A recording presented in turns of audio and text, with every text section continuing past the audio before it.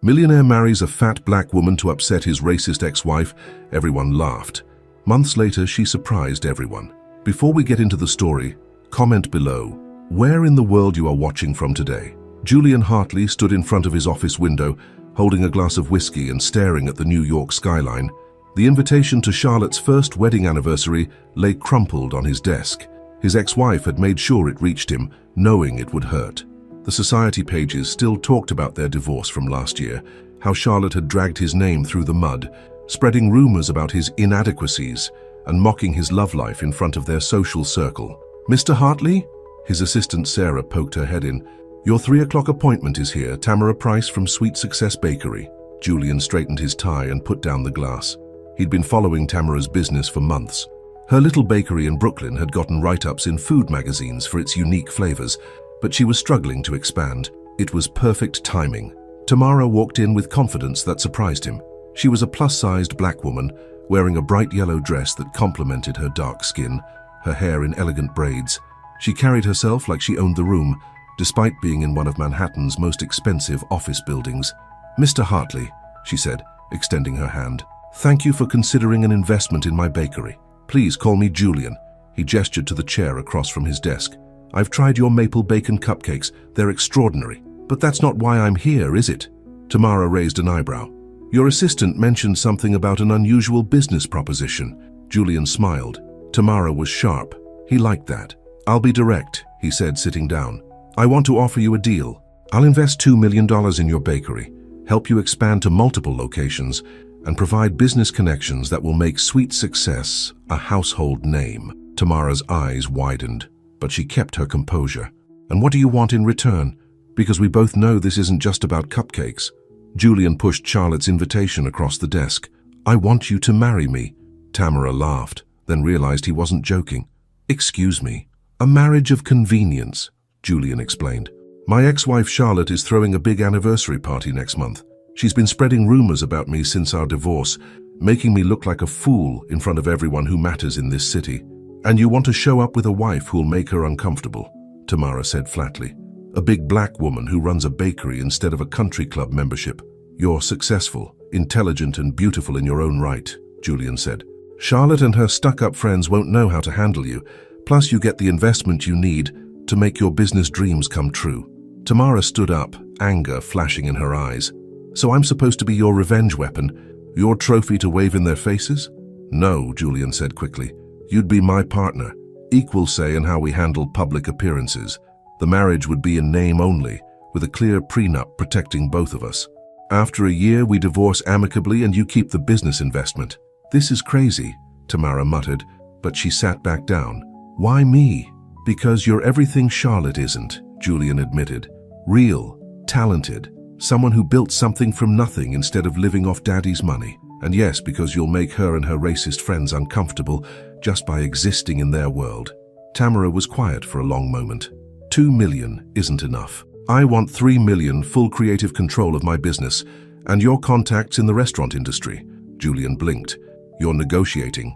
"I'm a businesswoman, Mr. Hartley. If I'm going to sell myself into a fake marriage, I'm getting full value."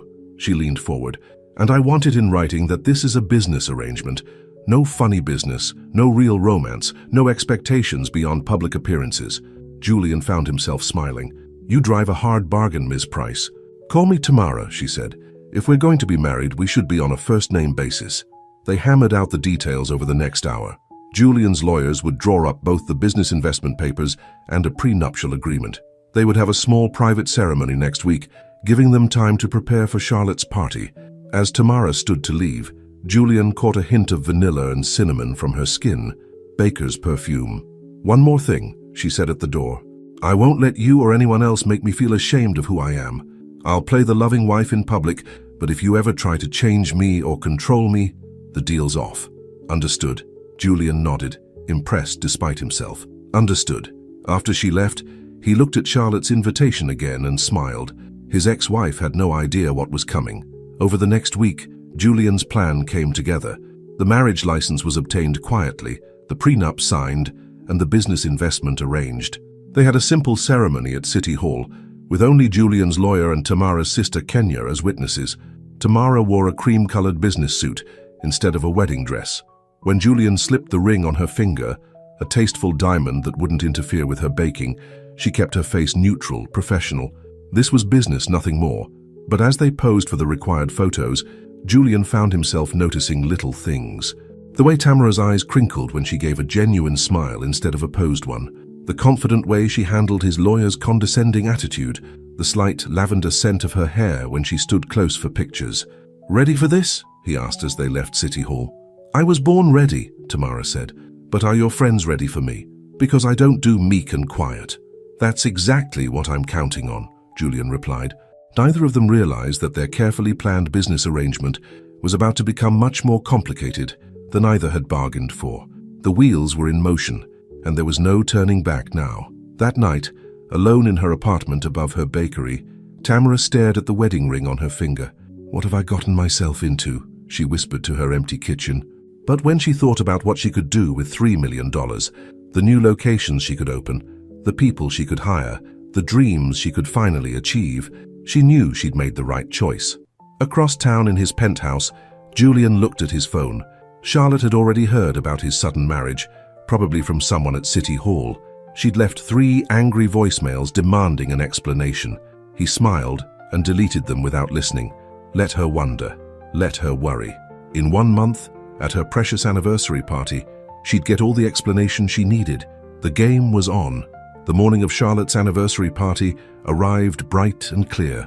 Tamara stood in front of the mirror in Julian's penthouse guest room, where she'd moved her things for appearance's sake. She smoothed down her red designer dress, a size 16 that hugged her curves perfectly. Julian had offered to buy her something new, but she'd insisted on wearing her own clothes. "You look beautiful," Kenya, her sister, said from the doorway. "But are you sure about this? These rich people can be cruel." "Let them try," Tamara replied, adjusting her gold earrings. "I've dealt with worse running my bakery in Brooklyn. You wouldn't believe how many customers assume I can't be the owner because of how I look." Julian knocked on the doorframe, already dressed in his tuxedo. He stopped short when he saw Tamara. The red dress made her dark skin glow, and she'd done something spectacular with her hair, forming her braids into an elegant updo. "Well," Tamara asked, turning around, "will I scandalize your ex-wife's fancy friends?" "You'll do more than that," Julian said softly. "You'll outshine them all." Kenya rolled her eyes. "I'm heading out. Some of us have real work to do." She hugged her sister. "Call me if you need backup. I can be there in 30 minutes with a rolling pin." After Kenya left, Julian and Tamara went over their story one last time. They'd met at a charity event 6 months ago, kept their relationship quiet during the divorce cooling-off period, and had a whirlwind romance leading to a private wedding. "Remember," Julian said as they rode the elevator down to his waiting car, "Charlotte will try to provoke you. She's an expert at making subtle digs that sound polite on the surface." "Honey," Tamara patted his arm, already in character as the devoted wife, "I grew up with 3 sisters and worked retail through college. I can handle passive-aggressive better than anyone." The party was being held at the Preston Hotel's grand ballroom. As their car pulled up, photographers started snapping pictures. The mysterious new Mrs. Hartley was big news in New York society circles. Julian helped Tamara out of the car, keeping his hand on the small of her back. They'd practiced looking natural together, and it showed. As they walked the gauntlet of reporters, Tamara handled their questions with easy charm. "Yes, it was a whirlwind romance," she said, smiling up at Julian. "When you know, you know." Inside the ballroom, conversations stuttered to a halt as they made their entrance. Charlotte, wearing a skin-tight white gown that probably cost more than Tamara's first bakery, stopped mid-laugh with her husband James. "Julian," she said, her voice dripping honey-coated venom. "What a surprise, I wasn't sure you'd come." "Wouldn't miss it," Julian replied smoothly. "Charlotte, James, I'd like you to meet my wife, Tamara." Charlotte's eyes widened as she took in Tamara's appearance. "How unexpected. I didn't even know you were dating anyone." "Some of us prefer privacy," Tamara said sweetly, "especially after such a public divorce. But I'm sure you understand all about privacy, given how many interviews you did about Julian's, what did you call them, inadequacies?" Charlotte's face flushed red. Before she could respond, James steered her away to greet other guests. "Round 1 to you," Julian whispered, grabbing champagne from a passing waiter. "Oh, honey, I'm just getting started," Tamara replied through her smile. Throughout the evening, they worked the room like pros. Julian introduced Tamara to all the right people, and she charmed them despite their initial shock. She talked business with the men, fashion with the women, and had everyone laughing at her stories about crazy customer requests at her bakery. But not everyone was won over.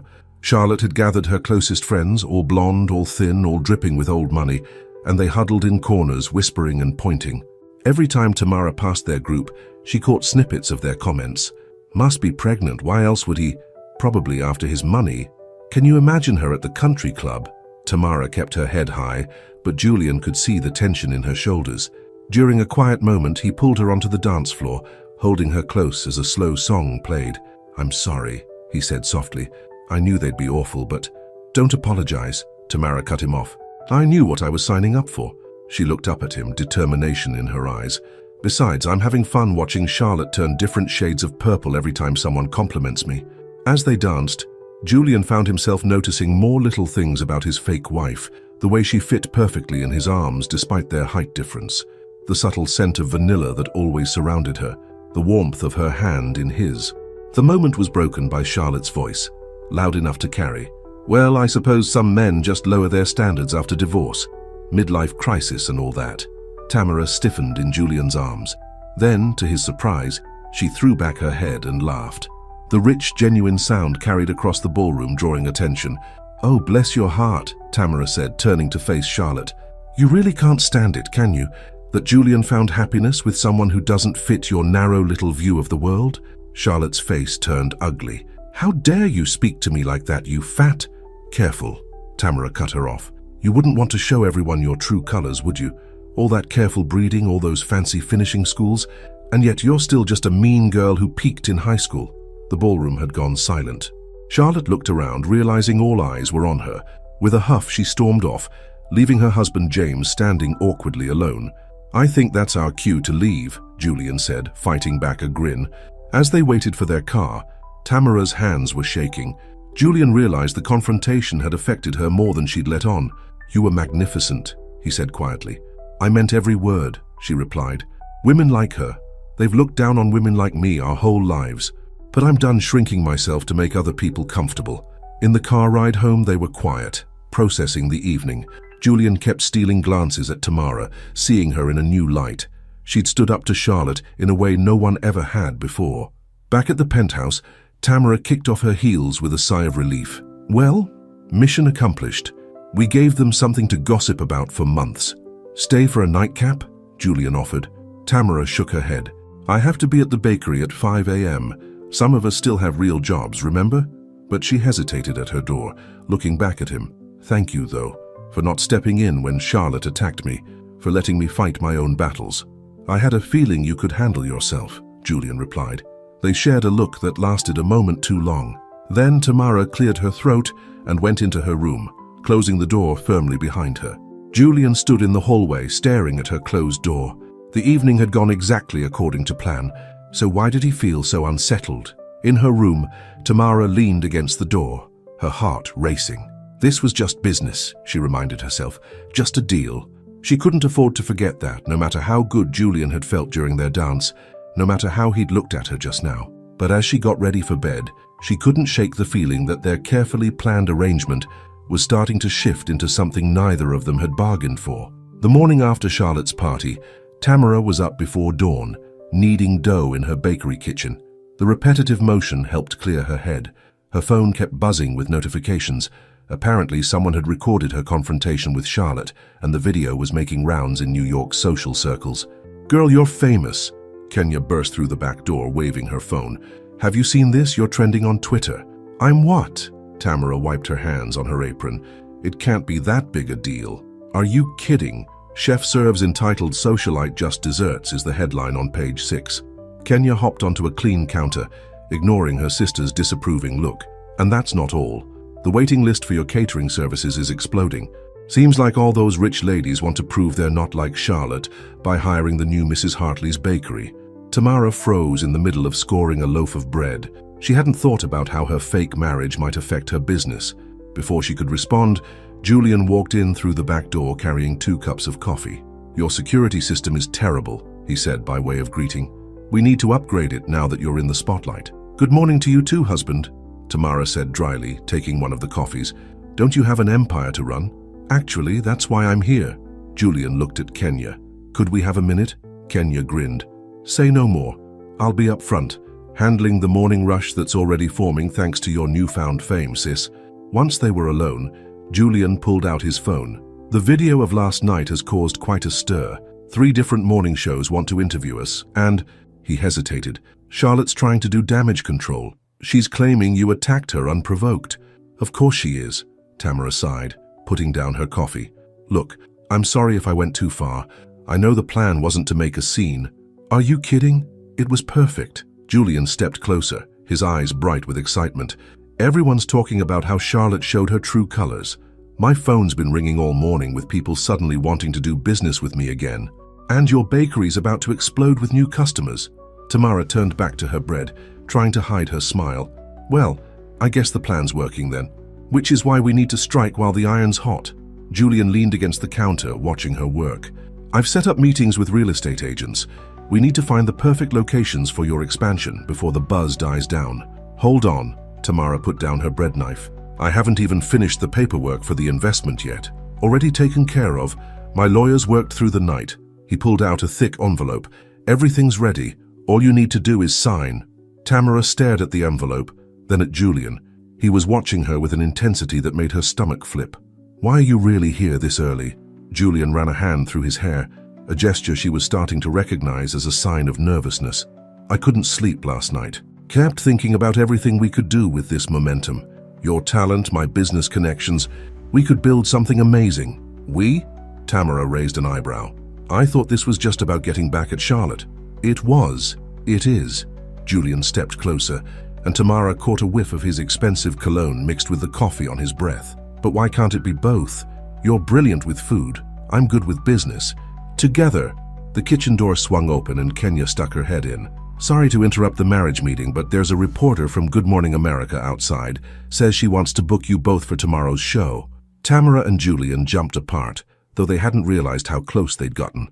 Tell her we'll think about it, Julian said smoothly. After Kenya left, an awkward silence fell in the kitchen. Tamara busied herself with her bread, while Julian pretended to check his phone. Fine, Tamara said finally. Show me the real estate listings, but I have conditions. Julian looked up, grinning. Name them. I want a teaching kitchen in each new location, for community classes. Tamara met his eyes. Where I grew up, nobody taught kids about nutrition or cooking. They just expected us to figure it out. I want to change that. Julian's grin softened into something more genuine. Done. What else? For the next hour, they sat in Tamara's tiny office, going over plans. Julian had already researched potential locations in Brooklyn, Queens, and even one in Manhattan. Tamara was impressed despite herself. He'd clearly done his homework about which neighborhoods would work best. As they worked, their shoulders kept brushing. Every time it happened, Tamara felt a little jolt of awareness. She told herself it was just because she wasn't used to having someone in her space. Her tiny office barely fit 2 chairs. Around 9, Kenya brought them fresh croissants and more coffee. She raised her eyebrows at how close they were sitting, but didn't comment. The reporter's still outside, she said instead, and now there's a guy from the Times too. Something about a feature on New York's most intriguing power couple. Julian looked at Tamara. It's your call. We don't have to do any interviews. Tamara thought about it. The practical side of her knew this kind of publicity could launch her business to the next level. But there was something else too, a desire to show everyone that she and Julian weren't just a scandal or a revenge plot. Let's do it, she said, but on our terms. They can interview us here in my kitchen. Let them see where I actually work. Julian's face lit up. Perfect. It'll show that you're not just arm candy. You're a successful businesswoman in your own right. Was anyone really thinking I was arm candy? Tamara gestured to herself with a laugh. Julian's expression turned serious. You'd be surprised how many men have already asked me if I'm crazy for settling. Their wives might pretend to be progressive in public, but in private, let me guess, they're all friends with Charlotte. Some of them. Others are just... Julian trailed off, looking uncomfortable. Racist. Fatphobic. Come on, Julian, you can say it. Tamara stood up, needing some distance. It's not like I don't deal with it every day. Julian caught her arm before she could leave. Hey, look at me. Tamara turned, ready for the usual awkward attempts at sympathy she got from well-meaning white people. Instead, she found Julian looking at her with something like anger. Those people? They're the ones settling for boring, safe lives with boring, safe partners who look and think exactly like them. His hand was warm on her arm. You're extraordinary, Tamara. Don't let anyone make you feel otherwise. For a moment, they just stared at each other. The tiny office felt even smaller. Tamara could see flecks of gold in Julian's green eyes, could feel the strength in his hand where it gripped her arm. Then someone dropped a pan in the kitchen, making them both jump. Julian let go of her arm like it had burned him.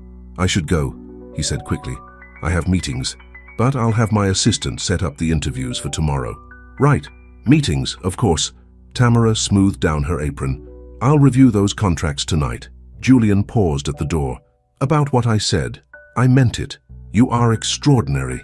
Before Tamara could respond, he was gone. She sat heavily in her chair, her heart racing. This is bad, she muttered to herself. This is very, very bad. Because for a moment there, she'd wanted to kiss him. And that wasn't part of their deal at all. Out in the main bakery, Julian was having similar thoughts. He'd come here this morning full of business plans and publicity ideas. Instead, he'd found himself mesmerized by the way Tamara's hands moved through bread dough, by the passion in her voice when she talked about teaching kids to cook, by the way she filled her tiny office with her presence. Get it together, he told himself as he got into his car. It's just business, nothing more. But even as he said it, he knew he was lying to himself, because nothing about Tamara Price felt like just business anymore. The Good Morning America interview changed everything. Tamara and Julian sat together on her bakery's counter, sharing stories about their whirlwind romance while the cameras rolled. The host was particularly interested in how they met. Well, Julian said, taking Tamara's hand naturally, I tried her maple bacon cupcakes at a charity event. One bite, and I knew I had to meet the genius behind them. He was so persistent, Tamara added, the practiced lie coming easily now. Kept ordering special deliveries to his office until I finally agreed to have coffee with him. And the rest is history, the host gushed. But tell us, Tamara, what's it like entering New York's high society, especially after that incident at the Preston Hotel? Tamara felt Julian's hand tighten on hers. You know what? It's been eye-opening. Some people have been surprisingly welcoming. Others, she shrugged, well, let's just say they're still adjusting to seeing someone who looks like me at their fancy parties. But you don't seem bothered by it. Why should I be? I own a successful business that I built from nothing. I have a husband who appreciates me exactly as I am. She looked at Julian, and for a moment, the emotion in her voice was real. I don't need approval from people who judge others based on their size or skin color. The interview aired the next morning, and the response was overwhelming. Orders flooded into Sweet Success Bakery. Society wives who'd snubbed Tamara at Charlotte's party now called asking to book her for their events. Julian's phone rang constantly with business opportunities. We're a hit, he announced, walking into Tamara's new office at their first expansion location in Brooklyn Heights. The space was under renovation, but Tamara had insisted on setting up her desk early.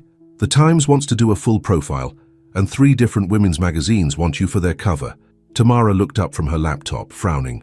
I'm not sure about all this publicity. It feels like we're taking the lie too far. What lie? Julian sat on the edge of her desk.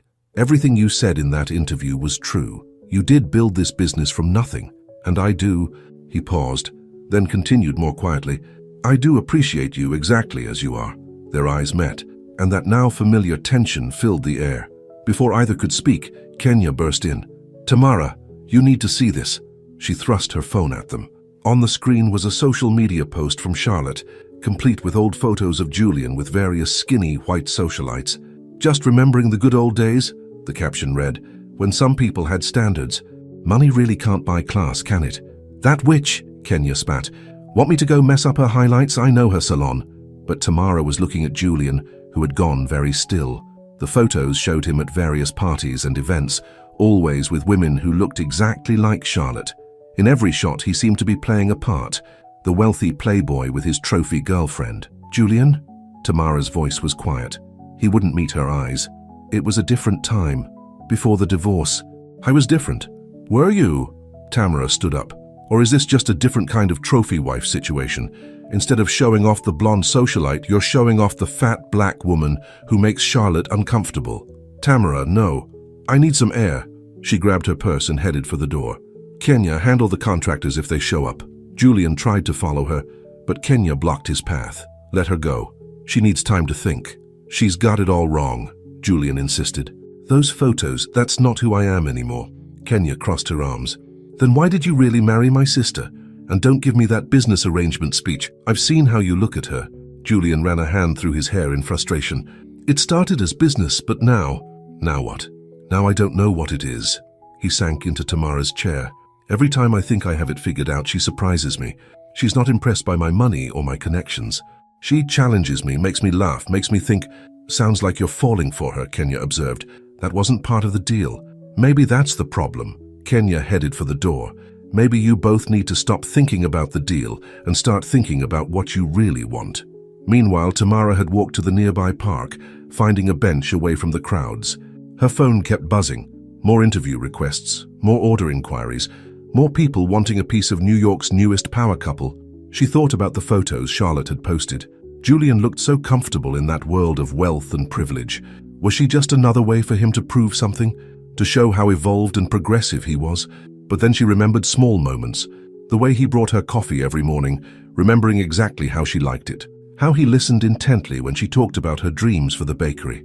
The pride in his voice when he introduced her to business associates as a successful entrepreneur. Mrs. Hartley? A woman's voice interrupted her thoughts.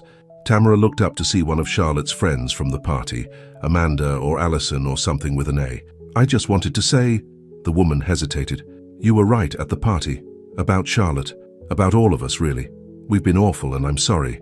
Tamara blinked in surprise. Thank you, that's unexpected. It's just seeing you and Julian together. The way he looks at you. The woman smiled sadly. None of our husbands look at us like that anymore. Maybe they never did. We were all just matching accessories. As the woman walked away, Tamara felt her anger start to fade. Had she overreacted to those photos? Julian wasn't the same person he'd been then. She'd seen that for herself, in 100 small ways. Her phone buzzed again. This time it was a text from Julian. Please come back, we need to talk. Tamara stared at the message for a long moment. They did need to talk. About the photos, about the publicity, about the way things were changing between them, about how this fake marriage was starting to feel very real. But as she stood to head back to the office, another text came through. This one was from an unknown number, but she knew immediately who it was from. Enjoy your moment in the spotlight, Charlotte's message read. But remember, men like Julian don't change, they just find new ways to prove their power. Wonder what he'll collect next when he's done with you. Tamara's hands shook as she deleted the message. She wanted to believe Charlotte was wrong, but as she walked back to the office, doubt crept in. What if this whole thing, the investment, the marriage, even the growing attraction between them, was just another game to Julian? She found him waiting in her office, looking worried. Tamara, about those photos? It's fine, she cut him off. It was a long time ago. We both have pasts. No, it's not fine. He stepped closer. I need you to understand. Those photos, that life, it wasn't real. It was all for show. But this, don't. Tamara held up a hand. Please don't say whatever you're about to say. We had a deal, remember? This is business, nothing more. Julian's face fell, but he nodded. Right, business. He straightened his tie. I have meetings all afternoon. Will you be okay handling the contractors? Of course, I ran this business long before you came along. As soon as he left, Tamara sank into her chair. She'd done the right thing, hadn't she? Keeping things professional, sticking to the deal. So why did she feel like she'd just made a terrible mistake? In his car, Julian loosened his tie, feeling like he couldn't breathe. He'd been about to tell her everything, how his feelings had changed, how she'd changed him, but she'd stopped him. Maybe she didn't feel the same way. Maybe for her it really was just business. His phone buzzed with a message from Charlotte. She'll never fit in our world, Julian. You know that. When you're ready to come back to reality, call me. Julian deleted the message without responding. Charlotte was wrong about one thing. He didn't want Tamara to fit into that world. She was better than that world. Better than him, probably. But as his driver headed toward his office, Julian made a decision. He wasn't giving up. Somehow he had to prove to Tamara that this wasn't a game, that she wasn't just another trophy or power play. He just had no idea how to do it. The grand opening of Sweet Success Bakery's Brooklyn Heights location was bigger than anyone expected. A line stretched around the block, with people eager to try the famous maple bacon cupcakes and meet the woman everyone was talking about. Tamara stood behind the counter in her new chef's coat, the name Sweet Success embroidered in gold thread. She'd been up since 3 a.m. making sure everything was perfect.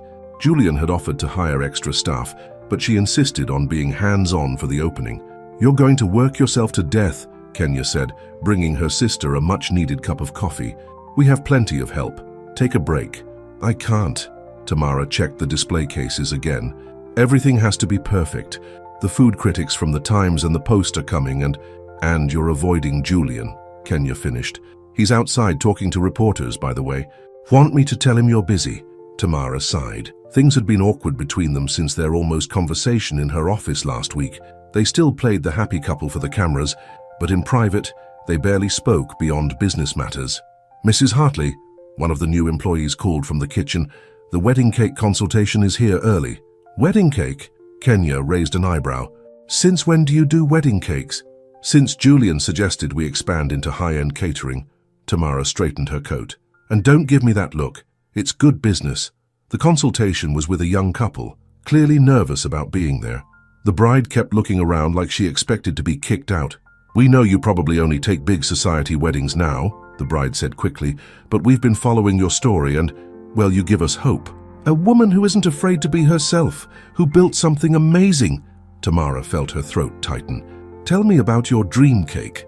As the couple described their plans, a small wedding, family recipes, a celebration of their mixed heritage, Tamara found herself getting emotional. These were her kind of people. This was why she'd started baking in the first place. "We can't afford much," the groom admitted. "We've been saving, but let me worry about the cost," Tamara said. "You just tell me exactly what you want." After they left, Tamara went to her office to sketch out some cake designs. She found Julian waiting there, looking through the day's press coverage. "The Times loved your new chocolate lavender tart," he said without looking up, "and the Post called you a breath of fresh air in New York's stuffy culinary scene." Julian. "Charlotte's been calling my lawyers," he continued, threatening to expose our arrangement. "She claims she has proof." Tamara sat heavily in her chair. "Can she?" "No, the marriage is legal, the business partnership is solid." He finally looked at her. "But she's desperate. She might start making up stories." "Let her." Tamara pulled out her sketchbook. "I have work to do." Julian didn't move. "I saw you with that couple, the wedding consultation." So you were different with them. Relaxed? Happy?" He leaned forward. "Like you used to be with me before." "Before what? Before I saw those photos? Before I realized I'm just another way for you to prove something to your ex-wife? Is that really what you think?" Julian stood up, anger flashing in his eyes. "After everything we've built together?" "We haven't built anything together," Tamara shot back. "You invested in my business. I'm playing the role of your wife. That's the deal." "The deal?" Julian laughed bitterly. "Right. Because everything has to be a business transaction with you. Heaven forbid you actually let someone care about you." "Care about me?" Tamara stood too, her voice rising. "You don't care about me. You care about what I represent. The perfect revenge against Charlotte and her racist friends." "You're wrong." Julian stepped closer, his voice dropping low. "You're so wrong, Tamara. If you'd just let me—" A knock at the door interrupted them. Kenya stuck her head in.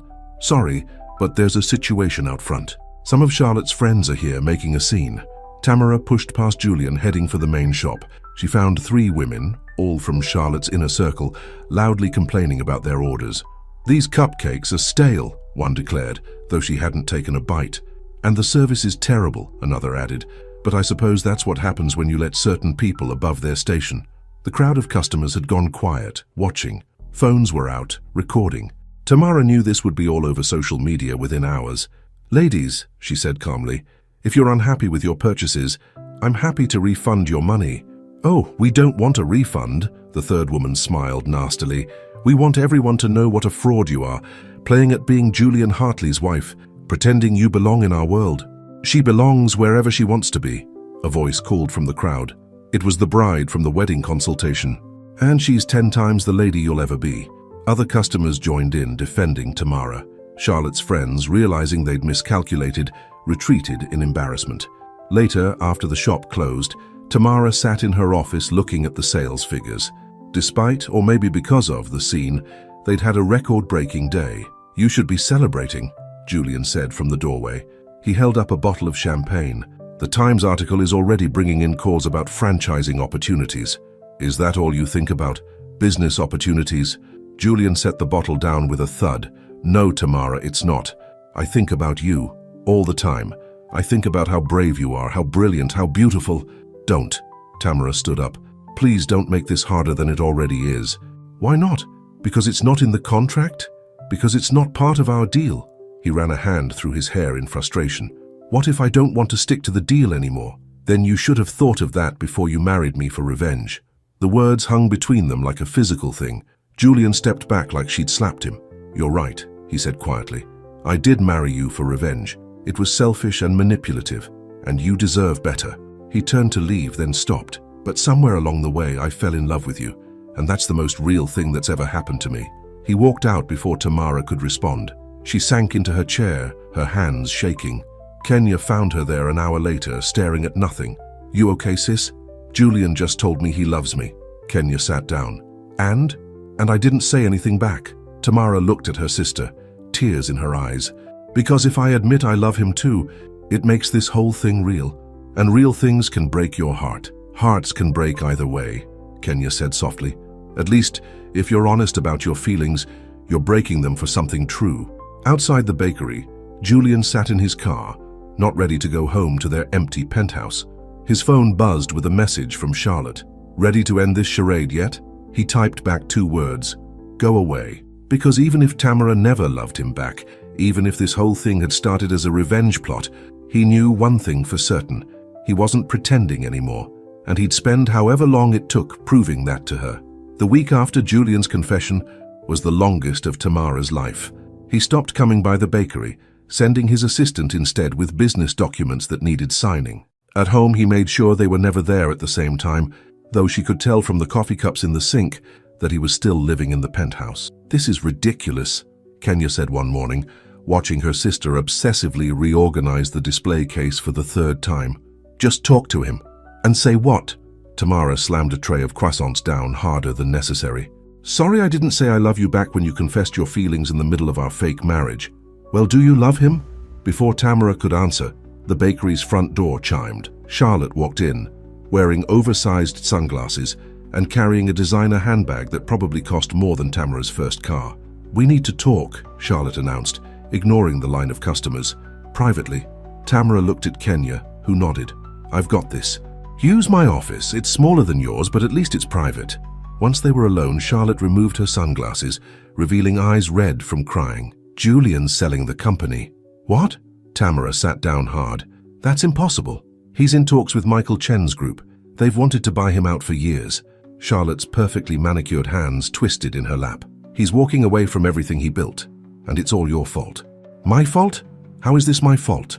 Because he's in love with you, you stupid woman. Charlotte stood up, pacing the tiny office.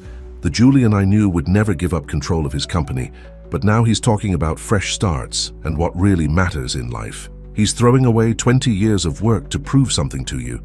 Tamara felt like she couldn't breathe. I never asked him to do that. No, but you made him fall in love with you. Real love, not the shallow thing we had. Charlotte's voice broke. Do you know what that's like? To realize your ex-husband never looked at you the way he looks at his fake wife. Charlotte, save it. I didn't come here for your pity. Charlotte put her sunglasses back on. I came because despite everything, I still care about that company. Talk to him. Stop him from making the biggest mistake of his life. After Charlotte left, Tamara called Julian's office. His assistant said he was in meetings all day. She tried his cell phone, straight to voicemail. Coward, she muttered, grabbing her purse. Kenya, I need to go out for a while. She took a taxi to Julian's office building, bypassing security with her wife credentials. His assistant tried to stop her, but Tamara pushed past into his office. Julian was standing at the window, just like the day they'd first met. But instead of plotting revenge, he was signing away his life's work. Are you insane? Tamara demanded. He turned, surprised. You shouldn't be here. I'm in the middle of throwing away your company. Yeah, I heard. She crossed her arms. Why? Because it doesn't matter anymore. He set down his pen. None of it matters if what? If you can't have me. Tamara felt anger rising. That's not fair, Julian. You can't put that on me. I'm not. He sat heavily in his chair. I'm doing this for me. Being with you. It made me realize what I'd become. This company, the money, the power. It was all about proving something to my father, to Charlotte, to myself. And now? Now, I want to build something real. He looked at her, his eyes tired but determined. Something that matters, like what you've built. Your bakery isn't just about making money. It's about community, about making people happy, about teaching kids to cook. Tamara felt her anger softening. You can do that without selling your company. Can I? This place is full of ghosts, Tamara. Every room reminds me of deals I made, people I stepped on, the person I used to be. He stood up, moving closer to her. The person who thought it was okay to marry someone for revenge. Julian, let me finish, please. He took her hands in his. I love you. Not because you're different from Charlotte, not because you shake up my world, but because you make me want to be better. And that means letting go of the things that tied me to my old life. Tamara looked down at their joined hands. I'm scared, she whispered. Of what? Of this being real, of letting myself love you back, and then losing everything. Julian lifted her chin with one finger. You won't lose anything. The investment in your bakery, the expansion plans, they're all legally yours now. I made sure of that before I started the sale negotiations. I don't care about that. Tamara pulled away in frustration. I care about you, you idiot. I care about the man who brings me coffee every morning, who listens to my dreams about teaching kids to bake, who looks at me like you're the most beautiful thing I've ever seen. Julian stepped closer. Like you're brilliant and strong and absolutely terrifying because of how much I love you. Stop saying that. Why? It's true. He cupped her face in his hands. I love you, Tamara Price, and I'll keep saying it until you believe me. I do believe you, she whispered. That's what scares me. Why? Because I love you too. The words came out in a rush, and it wasn't supposed to happen. This was supposed to be business. Julian's face lit up with the most genuine smile she'd ever seen from him. Say it again. What? That this was supposed to be business? No, the other part. Tamara felt herself smiling despite her fears. I love you, Julian Hartley, even though you're crazy enough to sell your company without talking to me first. I love you too. He leaned his forehead against hers. Even though you're stubborn enough to make me say it first. So what do we do now? Now? Julian pulled back, his eyes twinkling. Now I think we should get married. Tamara laughed. We are married. No, I mean really married. Not for revenge or business or any reason, except that I love you and you love me. He got down on one knee, still holding her hands. Tamara Price, will you marry me? Again for real this time? Before she could answer, his assistant burst in. Mr. Hartley, the Chen Group's lawyers are here with the final contracts. Julian looked up at Tamara, waiting. She thought about everything that had brought them here. A revenge plot, a business deal, an unexpected love that had changed them both. Get up, she said finally. Is that a no? It's a get up and tell those lawyers to go home. She pulled him to his feet. You're not selling your company. Tamara, no. Listen to me. You want to build something real? Something that matters? Then let's do it together. Your business skills, my vision for community outreach, we could do amazing things. Julian stared at her for a long moment. Then he turned to his assistant. Tell the Chen Group I've reconsidered. And get my PR team up here. I want to announce a new charitable foundation focused on culinary education in underserved communities. After his assistant left, Julian turned back to Tamara. You still haven't answered my question. Yes, she said softly. Yes, I'll marry you again. For real this time. He pulled her into a kiss that felt like a beginning. When they finally broke apart, Tamara laughed. What's so funny? I was just thinking, we should get Charlotte to cater the wedding. Julian groaned. Your sense of humor is going to be the death of me. But you love me anyway. Yes, he said, pulling her close again. I really, really do. News of Julian and Tamara's plans for a real wedding spread through New York society like wildfire. The morning after their mutual declarations of love, Page 6 ran the headline, Sweet Success, Hartley Power Couple to Renew Vows. You'd think they'd have bigger news to cover, Tamara said, reading the article on her tablet while Julian made breakfast. They were in his penthouse kitchen, now their kitchen, enjoying their first peaceful morning as a genuinely engaged couple. Are you kidding? This is huge news. Julian flipped a pancake with surprising skill. The bad boy of Manhattan business and the baker who tamed him. They love it.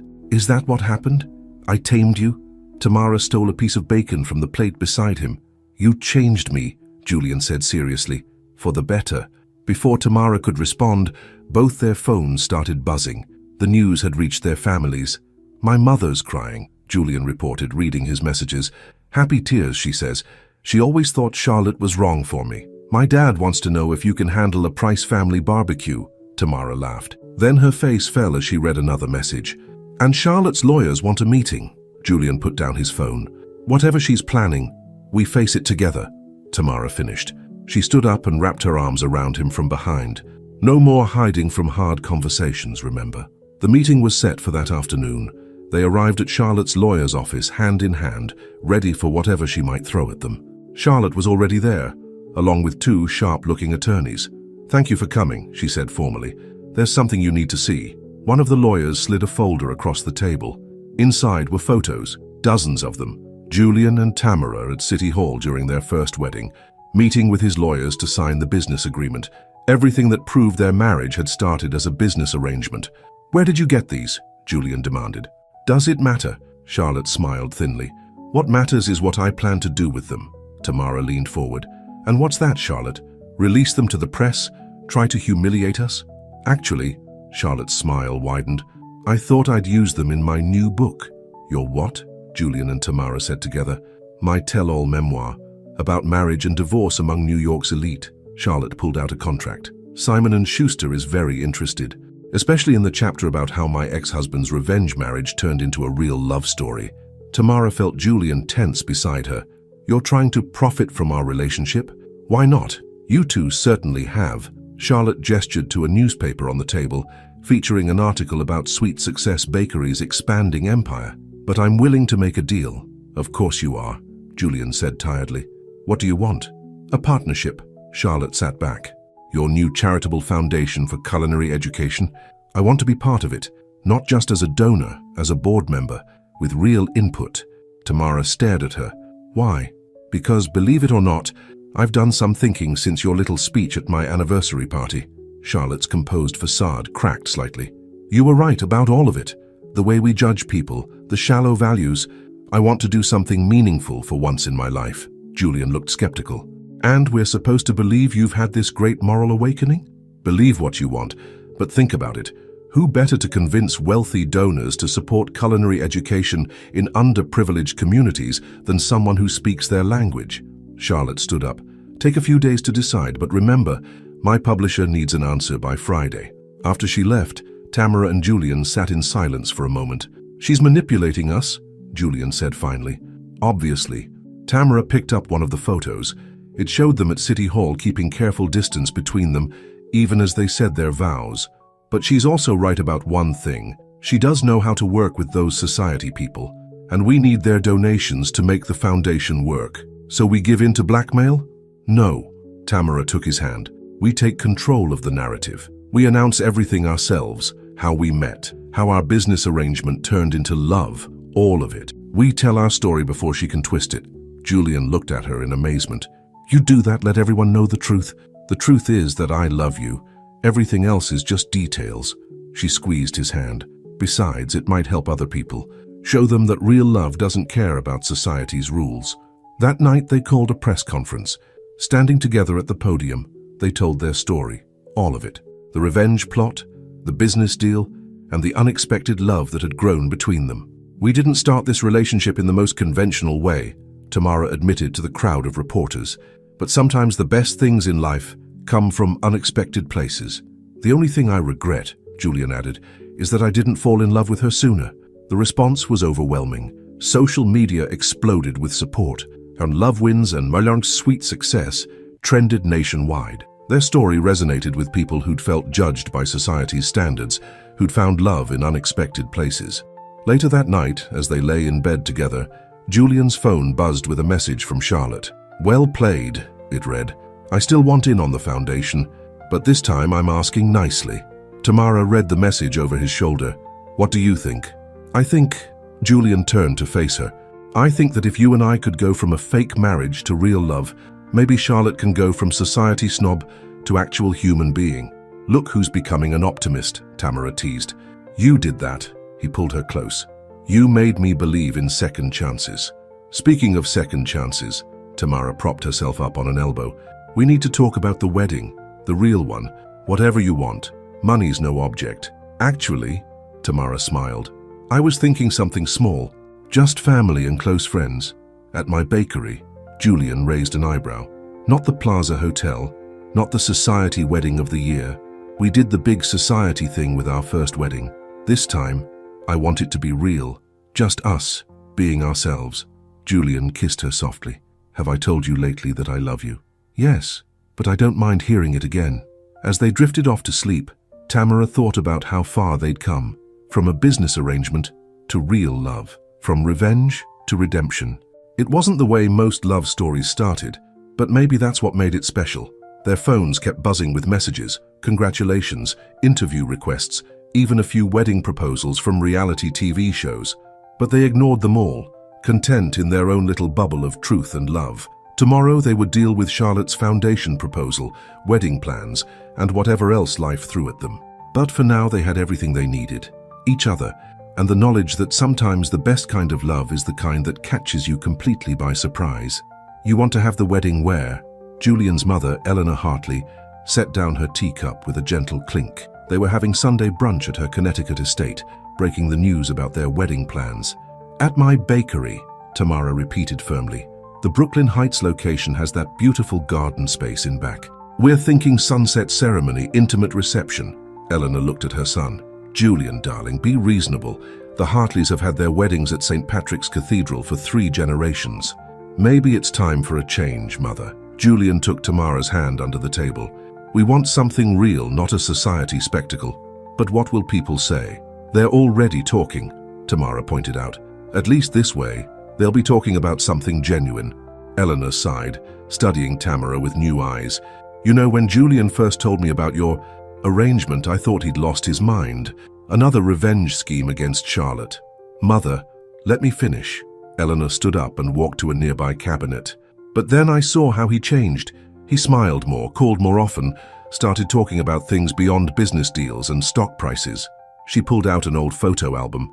He reminded me of his father, before success made him hard. Tamara felt Julian tense beside her at the mention of his late father. Eleanor brought the album to the table and opened it. William was like Julian when we first met. Driven, ambitious, always trying to prove himself. But he never lost his heart the way Julian did. Never found someone to remind him what really matters. She pushed the album toward them. Which is why I want you to have this. The photo showed a young Eleanor in a simple white dress, standing in what looked like a backyard. Our first wedding, Eleanor explained. Before William made his fortune, before the Hartley name meant anything in New York, we got married in his parents' garden because that's all we could afford. She smiled at Tamara. It was perfect. Mother, are you saying? I'm saying have your bakery wedding, be happy, be in love. Eleanor reached across the table and took Tamara's other hand. And wear this. She slipped off her engagement ring, a stunning vintage piece with a blue sapphire surrounded by diamonds. I can't, Tamara protested. That's a family heirloom. Exactly. And your family now. Eleanor pressed the ring into her hand. William gave this to me in that garden. It's seen one true love story. It deserves to see another. The drive back to the city was quiet, both of them processing what had happened. Tamara kept looking at the sapphire ring, now sitting beside Julian's original diamond on her finger.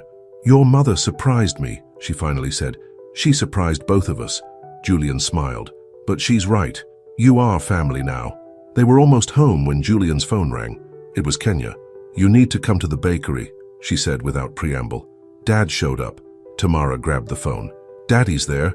He's supposed to be in Atlanta. Well, he's here now. And he's got questions about this wedding. They found Thomas Price in Tamara's office, looking at the framed magazine covers featuring his daughter. At 65, he was still an imposing figure, tall and broad-shouldered, with the same confident bearing Tamara had inherited. Baby girl, he hugged Tamara tight, then turned to Julian with a stern expression. So, you're the man who married my daughter for revenge. Daddy, no, he needs to hear this. Thomas stepped closer to Julian.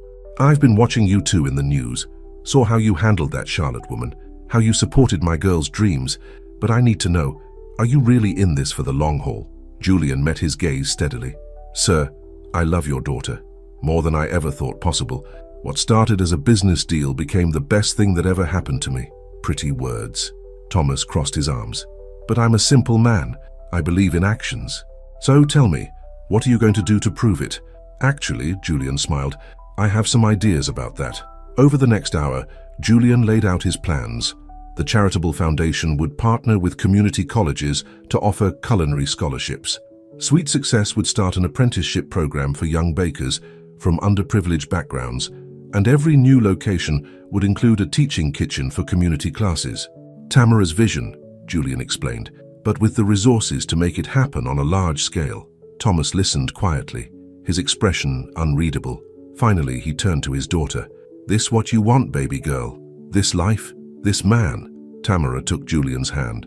"More than anything." "Well then," Thomas broke into a wide smile, "I guess I better start planning my father of the bride speech." The relief in the room was palpable. Kenya, who'd been watching from the doorway, came in with champagne. "To family," Thomas proposed, raising his glass. "To family," they all echoed. Later that night, Tamara found Julian on their penthouse balcony, looking at the city lights. "Penny, for your thoughts?" "I was just thinking about family," he said, pulling her close. "How I spent so many years focusing on business, on revenge, on proving myself, when all I really needed was this."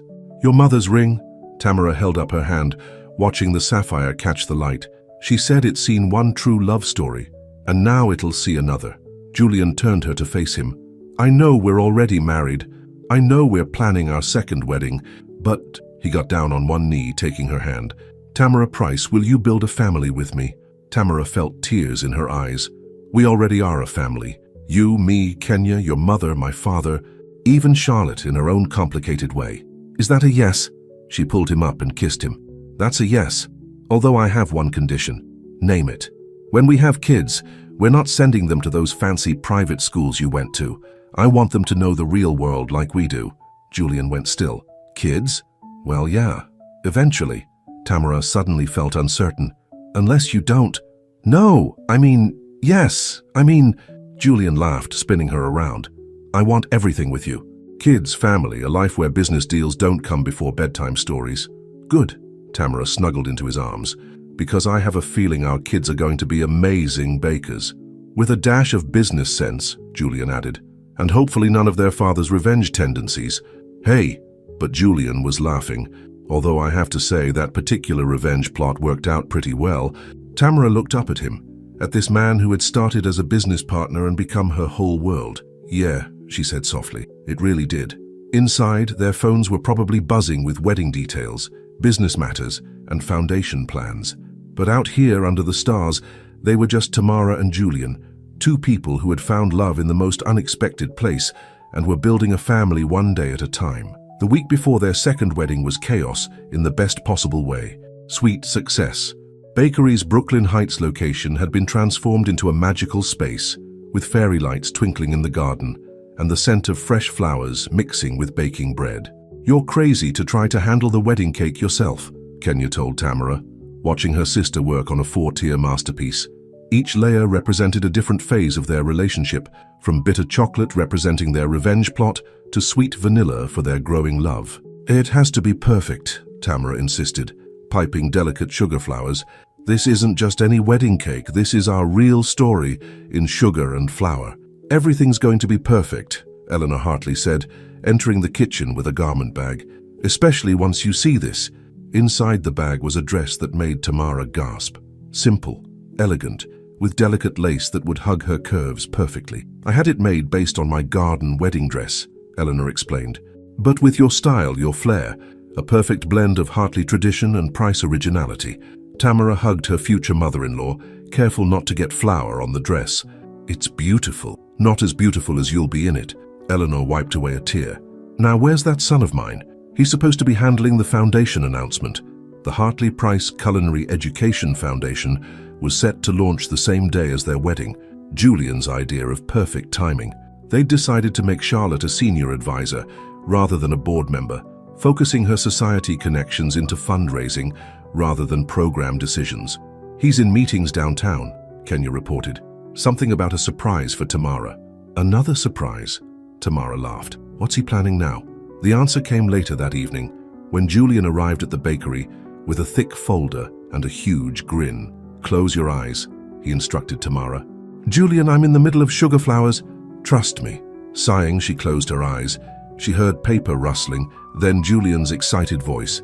"Okay, look." She opened her eyes to see blueprints spread across her work table. "What am I looking at?" "Your dream." Julian pointed to the plans. "A full culinary school right here in Brooklyn, with state-of-the-art teaching kitchens, community spaces, and a restaurant run entirely by students. Tamara stared at the plans, her heart racing. How did you... Remember that night you couldn't sleep? You told me about your dream of creating a place where anyone could learn to cook, regardless of their background. Julian wrapped his arms around her from behind. I've been working on this ever since.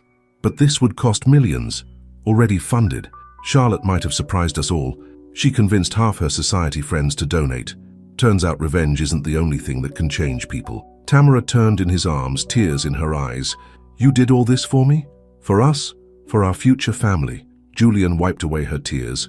This is just the beginning, sweetheart. We're going to change lives together. The moment was interrupted by Thomas Price clearing his throat from the doorway. Sorry to break this up, but we've got a situation out front. They followed him to find a small crowd gathered outside the bakery. At first, Tamara thought it was reporters.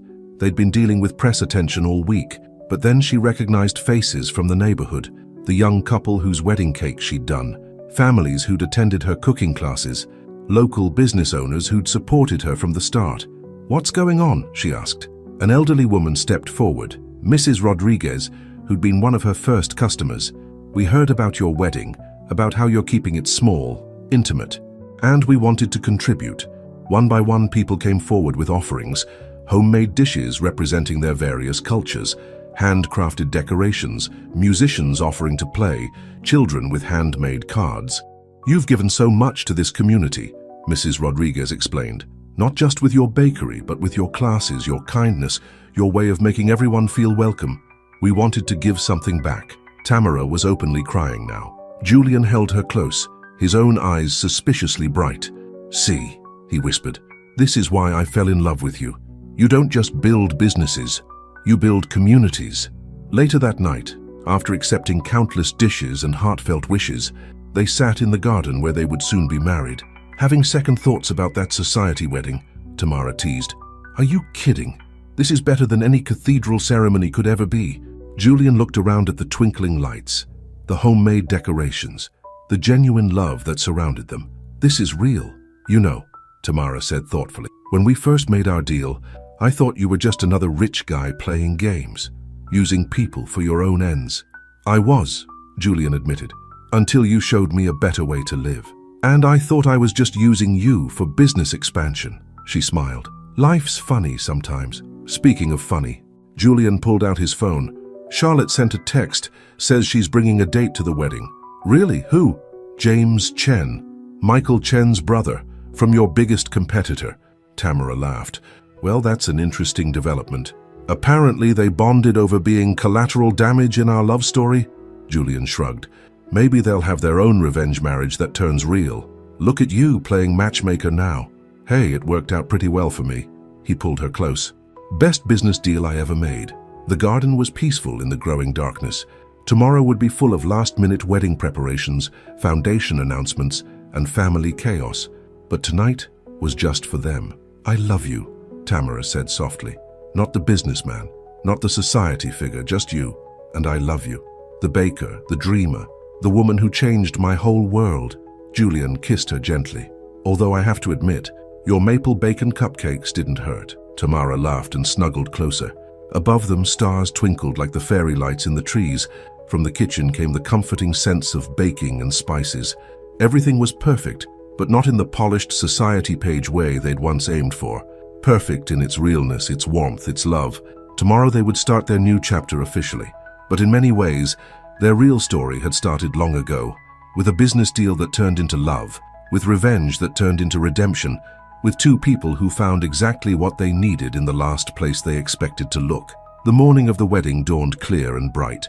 Tamara stood in her office-turned-bridal suite, looking at herself in a full-length mirror Eleanor had insisted on installing. The dress was perfect, simple, elegant, and completely her. Kenya was fussing with the veil while Eleanor adjusted the train. You look beautiful, baby girl, Thomas Price said from the doorway. He was handsome in his tuxedo, his eyes suspiciously moist. Don't cry, Daddy, Tamara warned, because if you cry, I'll cry, and Kenya spent an hour on this makeup. Can't help it. Thomas came into the room. I keep thinking about that little girl who used to stand on a chair to help her mama bake cookies. Now look at you, successful businesswoman about to run a foundation, marrying for love. Speaking of the foundation, Eleanor checked her phone. The press release just went out. The response is overwhelming. We've already received 3 major donation pledges. Kenya peeked out the window. The garden is packed. I think the whole neighborhood showed up. Good, Tamara smiled. That's exactly what we wanted. Meanwhile, in Julian's makeshift groom's room, formerly the bakery's storage space, he was dealing with his own pre-wedding jitters. Your tie is fine, James Chen said, watching Julian adjust it for the 10th time. Stop fidgeting. I can't help it. Julian looked in the mirror again. This has to be perfect. Tamara deserves perfect. Darling, relax. Charlotte walked in, stunning in a pale blue dress. Everything is perfect. The garden looks like a fairy tale. The press is being kept at a respectable distance, and your bride is absolutely glowing. Julian turned to his ex-wife, still amazed at how much had changed. Thank you, Charlotte, for everything. Don't get sentimental on me now. But she smiled warmly. Just be happy. That's all any of us really want in the end. The ceremony was set for sunset. Guests filled the garden, a unique mix of society figures and local community members. The teaching kitchen students Tamara had mentored served appetizers they'd made themselves. Local musicians played softly. Julian stood under an arch of flowers, his heart pounding. This wasn't his first wedding to Tamara, but it felt like the only one that mattered. Everything before had been leading to this moment. The music changed, the crowd stood, and then Tamara appeared on her father's arm, and Julian forgot how to breathe. She was radiant. The setting sun caught the sapphire on her finger, making it glow like her eyes. But it was her smile that stopped his heart. Pure joy, pure love, pure Tamara. Their vows were simple, but profound. Julian, Tamara's voice was clear and strong. You came into my life as a business proposition and somehow became my everything. You saw me, really saw me, when others looked past. You supported my dreams, then helped make them bigger. I promise to love you, challenge you, and bake you maple bacon cupcakes for the rest of our lives. Julian's hands shook as he held hers. Tamara, you turned my world upside down in the best possible way. You made me want to be better, to do better, to love better. What started as revenge became redemption thanks to you. I promise to love you, support you, and never take a single moment with you for granted. The reception that followed was unlike anything New York society had ever seen. Society ladies ate soul food next to local shop owners. Children ran between tables, stealing cookies from elaborate dessert displays.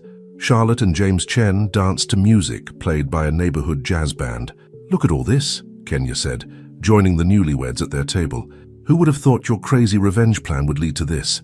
Sometimes the best things in life come from unexpected places, Eleanor added, sitting down with Thomas. Just like your father and I all those years ago in that garden. Speaking of unexpected, Charlotte approached their table. I hate to talk business at your wedding, but the foundation just got another major donation from Michael Chen's company. Julian raised an eyebrow at James, who shrugged. My brother knows a good investment when he sees one. As the night went on, Tamara and Julian snuck away to the bakery kitchen, their special place where everything had started. Happy? Julian asked, holding her close. Perfect, Tamara replied. Then she grinned. Although, what? I did add a special touch to our wedding cake. Top tier has a hint of revenge in it. Extra bitter chocolate, just to remember where we started. Julian laughed and kissed her. I love you, Mrs. Hartley. I love you too, Mr. Price Hartley. His eyes widened.